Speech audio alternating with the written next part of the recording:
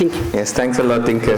And I will be very short because I know we have I'm in between the cocktails. What an inspiring discussion. So we heard the perspective of a farmer from Northeast. We heard a very progressive company, Mr. Srinivas was explaining his vision of sustainability without anybody even asking for it. I mean, the commitment that he showcased.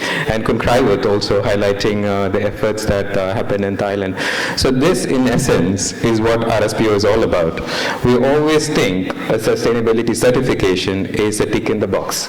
But we are not about a tick in the box. Yes, it is part of the process. There is a set of requirements and there is a verification, but it is much, much, much more than that. The idea of RSPO is about bringing together the different stakeholders throughout the entire supply chain. So we don't just work with one particular group of the supply chain. So we work with the farmers, we work with the supply chain actors, we work with the retailers, and we go beyond, actually. We engage with financial institutions, we engage with non-profit organizations, we even engage with governments. Governments are not an official part of the RSPO, but we engage with the entire ecosystem. The whole idea is to bring together these different perspectives, because Mr. Srinivas nicely pointed out the lack of trust. And that is true. That is true everywhere, not just in India, sir. It's everywhere. Everywhere you go, people don't trust each other, and that's unfortunately the nature of our human behavior. Or these days, we start with mistrust. And how do you overcome that? You can only overcome that by talking to each other, listening to each other, and that's exactly what RSPO is all about. I'm very thankful that our panelists kind of showcased all these what RSPO actually stands for through their conversations today. And also there is this perception generally that palm, or everybody who's working in the palm or RSPO as an organization or NGOs always think that a palm oil is the driver for deforestation. This is an old study that was done in 2017 that looks at all of the different commodities that are resulting in deforestation. You can see the comparison. The circle above shows where palm oil, the amount of deforestation that happens from that particular sector. You can see the scale. Palm is one of the lowest if you compare the other commodities. And yet, palm, the bar shows the commitments of the companies. Yet, despite contributing the lowest in terms of deforestation, it is one of the sectors that have actually committed and shown progress over these years.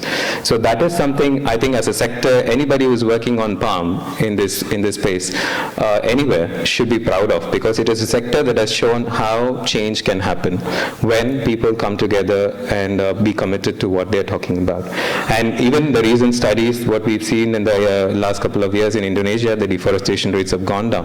And that is not just because of RSPO or any one actor, it is because of the awareness that has come in the industry through all of these years of work by every single actor that is involved in the ecosystem. So I'm going to skip this, but we earlier talked about, okay, is there a need for sustainability in India? I mean, is there demand?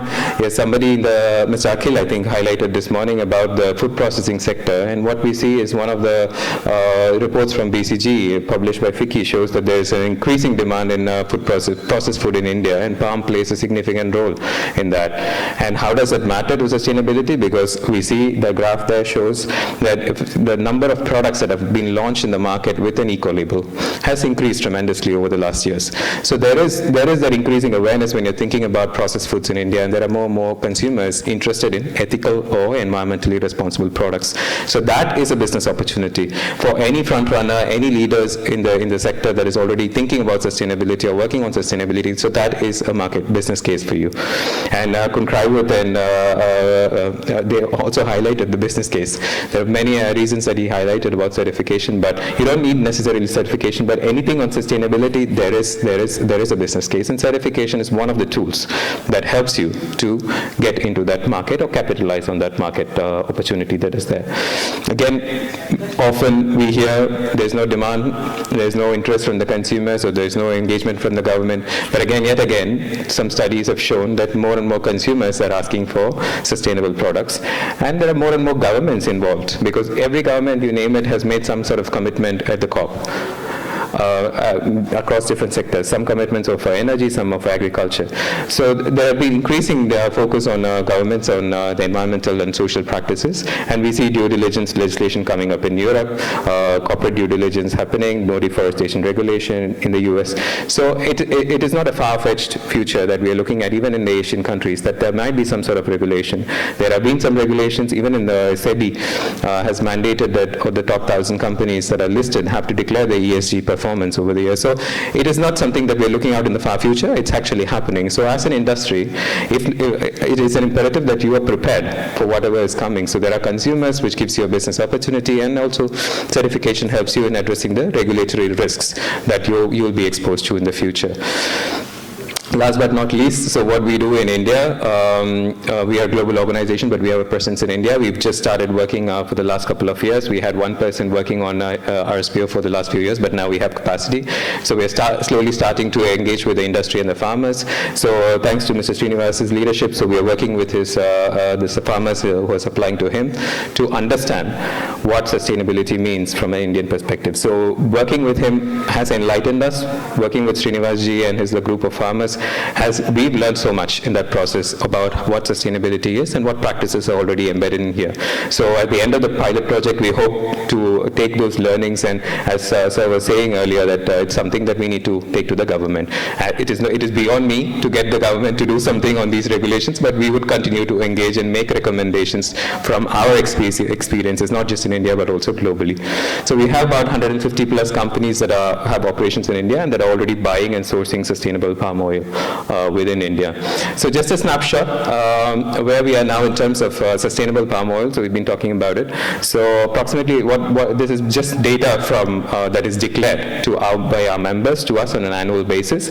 What we see in consumption terms in India, about 240 metric thousand tons is what is being consumed in India as sustainable palm oil.